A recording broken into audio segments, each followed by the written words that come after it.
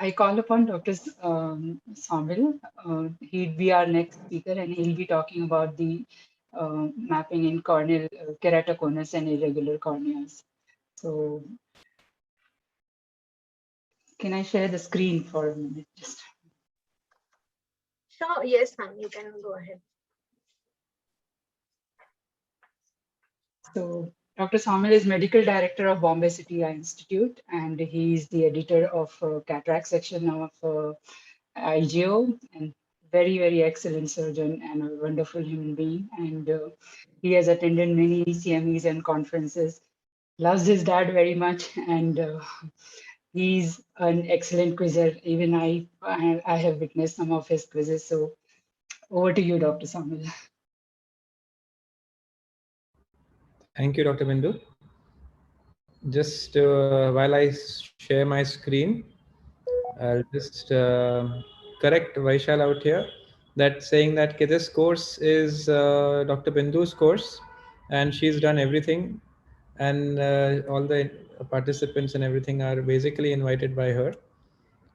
All of us are just actors. She's the director. Right. Dr. Bindu also. Right. So cataract surgery in irregular and ectatic corneas is what I'm going to speak. And cataract surgery today, as we all know, is a refractive surgery.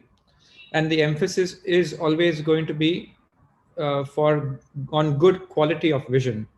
And Dr. Vaishal has, of course, spoken extensively about what quality of vision means in terms of aberrations. Now, talking about irregular cornea, the cornea is the prime refractive surface. So as opposed to a regular cornea, which gives a crystal clear image on the retina, an irregular cornea is akin to those funny mirrors which you see, which gives rise to all these distorted sort of images. So the image on the retinal plane is not perfect. It's actually far from perfect. What are the causes of irregular corneas? Broadly, it can be described as corneal ectasias like keratoconus, keratoglobus, PMD, etc. Or post-keratoplasty, whether it be PKP or DALC, or post-corneal refractive surgery, especially in RK patients, we see quite a few of corneal irregularity, less so in LASIK and PRK. Corneal opacity and scarring, whether it be post-trauma or very commonly post-infection. Corneal dystrophies and degenerations are the other causes. So in this talk, I'll be speaking mainly about two aspects in the whole list, that is keratoconus as an ectasia and scarring as an irregular cornea. So talking about keratoconus, it's characterized by thinning and steepening. That results in irregular astigmatism, keratometric myopia, and decreased vision. Also, it has been found that keratoconic eyes develop cataract at a younger age. Even a slight amount of cataract has a magnified effect in these irregular corneas. They have a lot of aberrations due to the lens-induced opacity. So we should be aiming to correct the cataract earlier as well. So it starts with preoperative analysis, and keratometry is one of the main concerns because there is absolute more variability in our keratometry readings. It's very difficult to get a good keratometry. It has been found by a study comparing 5 devices that in mild keratoconus, there was good repeatability of all these 5 devices.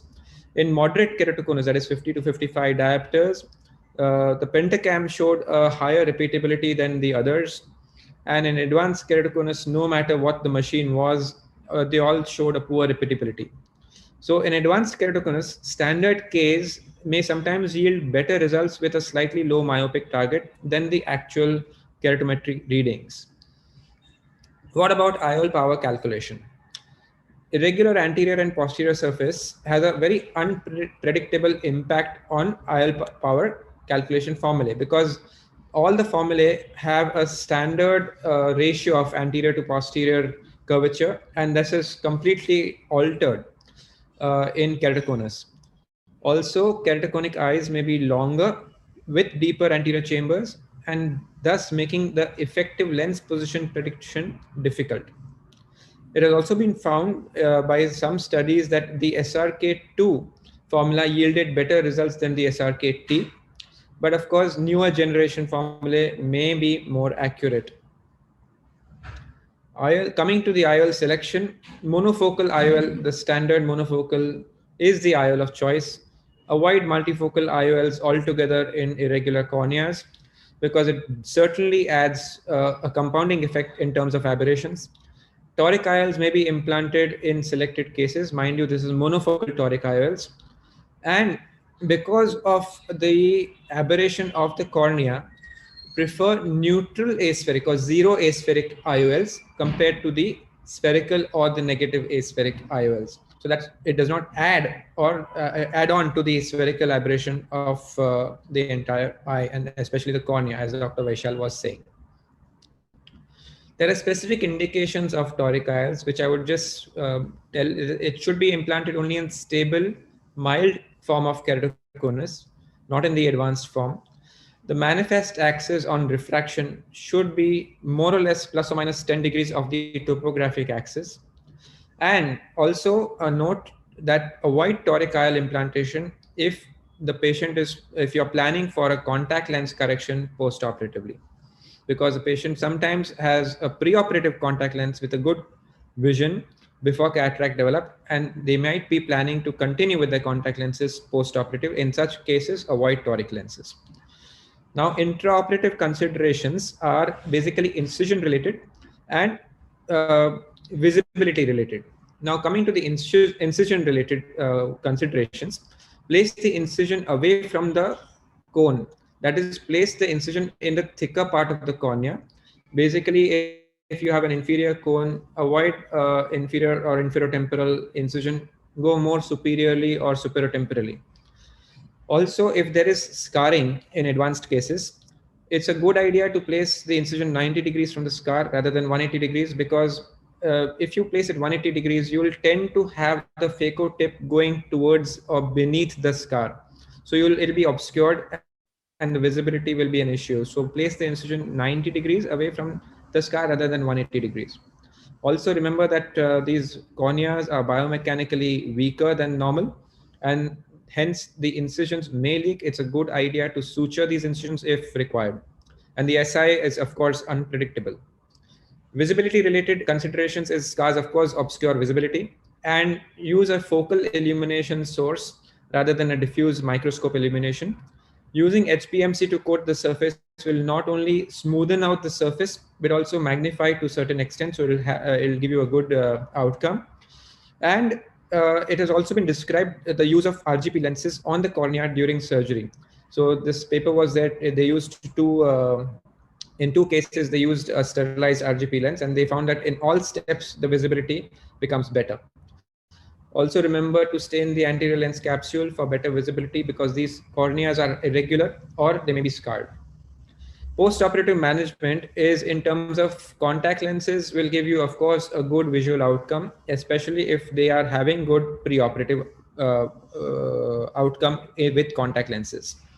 And aim for a low myopic post-op refraction always, because not only will that aid in the near vision, but it will also facilitate scleral contact lenses wear.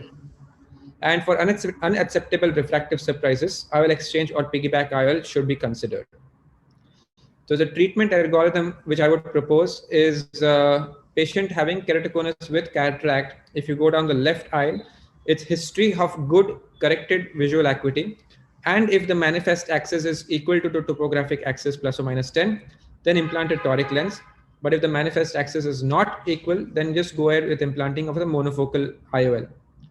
On the other hand, if they have history of low corrected visual acuity, then you can try regularizing the cornea by intracorneal ring segments or topo-guided PRK, and then followed by cataract surgery with a monofocal lens.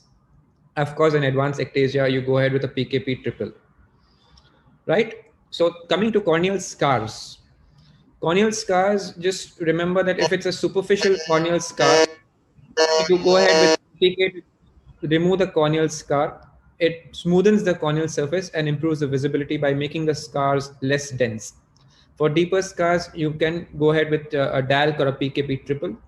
Always do remember, if it's especially a post-herpetic scar, then antiviral prophylaxis should be initiated before surgery. Just to have the points which I was talking about, focal illumination in terms of either keratoconus or scarred cornea, it really improves the visibility. Also, if required, do use iris hooks to dilate the pupil if needed. Stay in the capsule. You can see that with focal illumination, there's definitely a better visibility as compared to the diffuse illumination. And just to conclude, I would say planning is the key to success in cataract surgery in irregular corneas, and patient counseling becomes very important in view of unpredictable outcomes. Thank you very much. I thank the panel and thank the IOS and Dr. Bindu in particular. Thank you. Thank you, Dr. Saumil. Now I call upon the panelists to introduce the next speaker. A question. Can I interrupt? I have a question for Dr. Saumil. Sure.